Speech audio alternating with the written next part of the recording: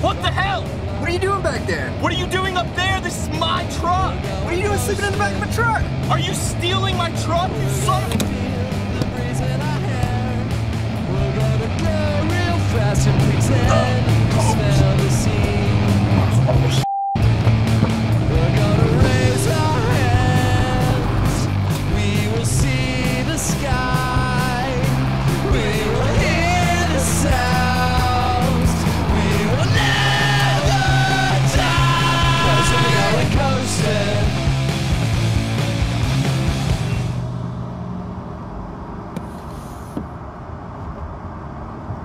Hey man, have you calmed down yet? What? Man, I was asking if you had calmed down. You're kidnapping me. I think I have the right to be a little upset. That's fair. Hey man, it's not like I set out tonight trying to kidnap anybody. I didn't even plan on stealing this truck. Who leaves their keys in the truck anyways, especially if you're sleeping in it? Well, I can find them easier that way if they're just up on the seat. Look, things have been rough, man. Been kicked out of my place. My parents won't give me a ride. I don't have any way to get to work. They won't take me there. So, I guess I stole your truck. Dang, man. I didn't know all that. You don't need to go around stealing cars. I mean, I could give you a ride from here to there sometimes when you need it. Really, man? You do that for me? Yeah, man. Next time I'm coming through town, for sure. Next time? What's that about? What do you mean next time? Well, I'm a traveler. I travel the country in my truck. This truck. So you've never been to Lubbock? Nope. That's wild, man. Well, just to let you know, Lubbock's a great place to settle down if you ever decide to do that. Yeah? Oh yeah, man. It's really cheap to live here. Plus, it takes 10 minutes to get anywhere. It's really easy to get around. All the streets are alphabetical one way and numeric the other. So really, man, you've never been to Lubbock? No, man, I haven't. It's actually a great place to live. We have a low crime rate, and everyone's pretty friendly here. Oh look, there's Texas Tech. So check this out. There was this big tornado in 1970, and it ripped the roof off that big orange building over there. But then it was like, nope, and it put it right back down. That's wild, right? At least I think that's what happened. I don't really know. And that's where the new Buddy Holly Center is going to be once it's finished. Oh, really? Like a convention center or something? Yeah, something like that. I'll swing by the actual Buddy Holly Center too. Those are some big glasses. And there's Lubbock High, where he went to school. Oh, cool. Was he from here? Yeah, dude. That's crazy. What's he doing these days? Say again? I said, what's he doing these days? Buddy Holly? Yeah. Dude, Buddy Holly's dead. What? Really? Yeah, dude. He's been dead for a while. Like, he's been very dead for a very long time. Oh. And that's where all the college kids get drunk. We got music and some art. That's where we get our news and coffee, pizza, coffee, and some more coffee, and some more coffee over there. We like coffee. We're a college town. You know what I mean? Yeah, definitely. Gotta stay awake somehow. Plus, I think coffee's real in right now. It used to be cupcakes, and then cookie shops, and then, coffee's always consistent. Oh, What? nothing, man. No worries. Lubbock's a pretty cool place, ain't it? Where are we going? Just gotta make a quick pit stop. Hang tight. Hang tight! Oh,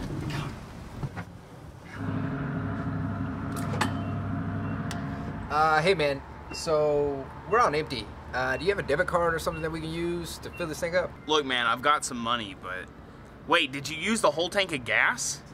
Yeah, remember the tour of the city, the coffee, Lubbock High? We're on empty. Alright, hold on, let me get out.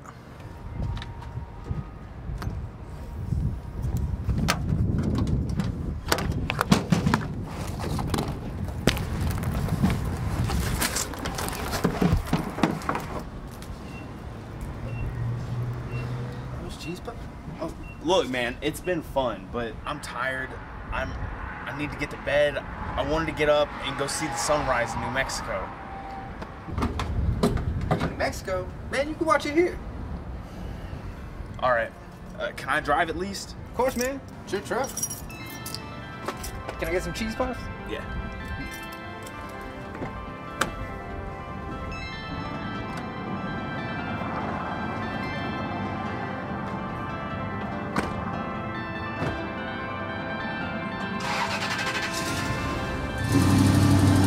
What was that? Oh, shoot, the cheese balls. I thought you were grabbing them. Not the whole bucket, man. Just a little handful. Look at this mess. Leave it. Didn't you say we needed gas? There's plenty of gas stations in Lubbock, man. Cheese it. Dude, the hatch is still open. What? Go close it. What are you doing? I can't believe this guy. First he steals my truck, he's kidnapping me, then he takes me on some weird tour. All right, man, you ready to go? Yeah, man, let's go. Where's a good spot to go see the sunrise? See? Isn't it beautiful? Yeah, man. Lubbock's a pretty neat place. So you want to go check out Prairie Dog Town? What the hell's Prairie Dog Town? It's a town with prairie dogs. What does that even mean? Have you never seen a prairie dog? No, I don't. What are those? They're like little ferrets that come out of the ground, but there's a whole town of them. Is that really something worth seeing? Definitely. Do they sell t-shirts? No, they don't sell t-shirts or animals. No, like, do they have a shop? Do they sell, like, t-shirts at Prairie Dog Town Park? What? No, man, it's just animals in a field. Oh. Still want to go? I guess. These pictures are frightening indeed. This is so shocking, of course, to everybody watching.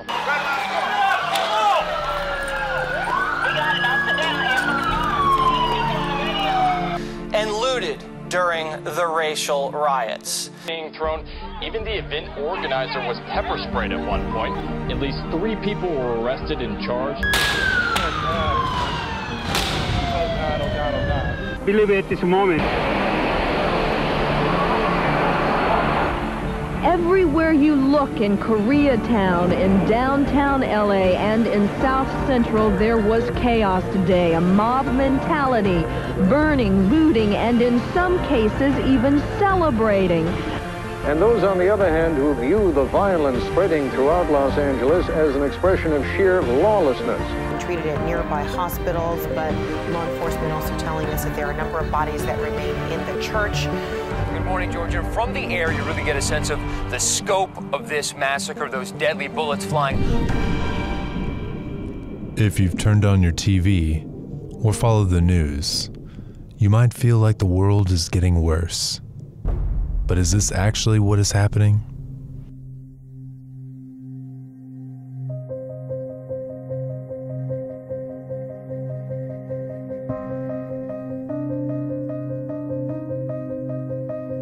Public perception about crime in the United States leans toward crime increasing, but according to the Pew Research Center and statistics from the FBI, crime is on the decline. Since 1993, violent and property crime has decreased by nearly 50%, and the nation's overall rate for gun deaths has declined by 31%. There are theories that explain the discrepancy between public perception and what reality actually is. Medium theorist Dr. Brian Ott states the world may not be as bad as portrayed in the media. I don't see media as something in our environment, I see media as our environment. So I think our whole world is mediated. And so I think whatever the dominant technologies at any given moment in society are, that's what the nature of society looks like. So we're in what I would call sort of the third major phase or historical period for media, and that would be digital media. And we live in an endless digital environment.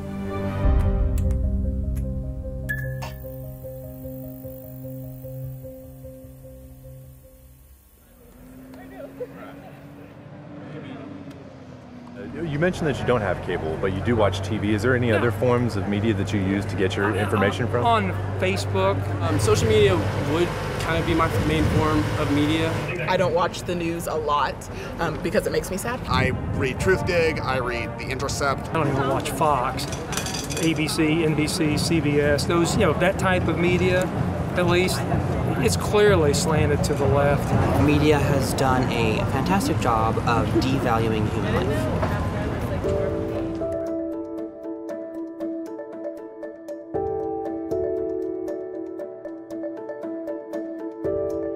Anytime you have access to information and knowledge, that's a good thing. But at the same time, it can be too much.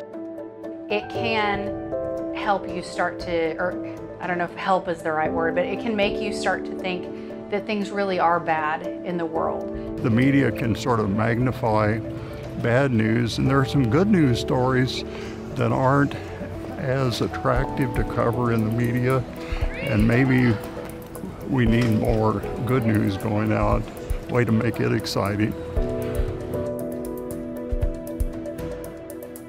One of the older concepts that's been talked about is sort of the mayhem index, where things are going negatively. It has high dramatic potential or power, and people are drawn to dramatic stories.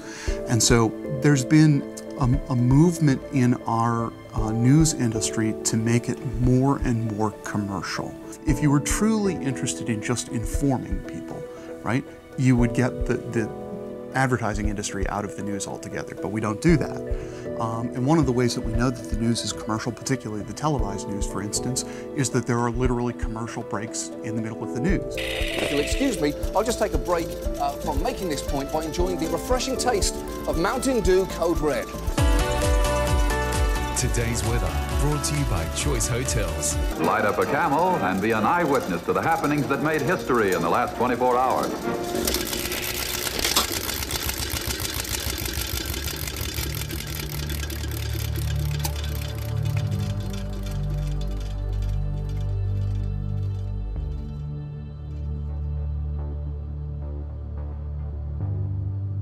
My first postdoc that I did was in computational cognitive science.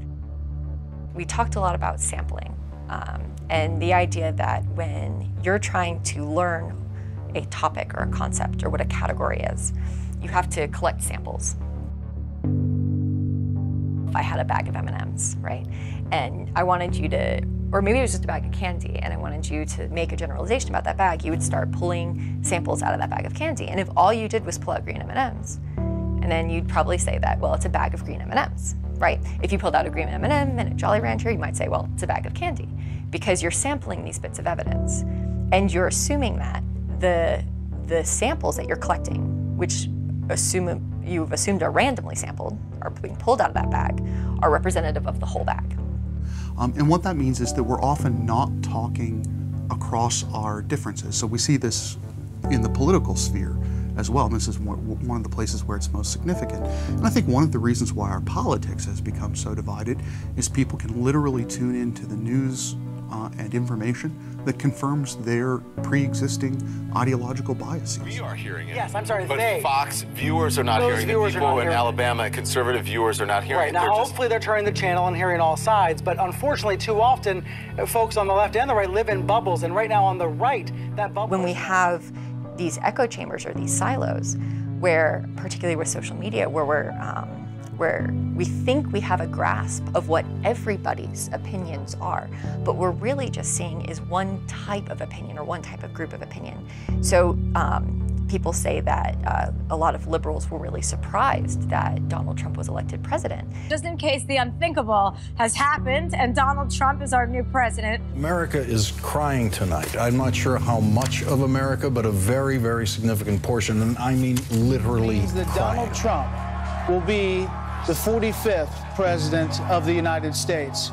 As far as they could see in their social media feeds, everybody didn't like Donald Trump, so why would he have been elected? Well, that's because the people who were talking positively about Donald Trump were in a different silo.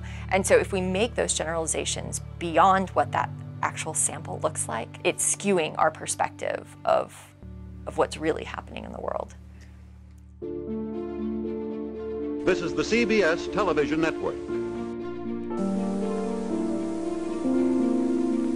During the golden age of television, there were three major media networks that set the agenda for how we perceive the world.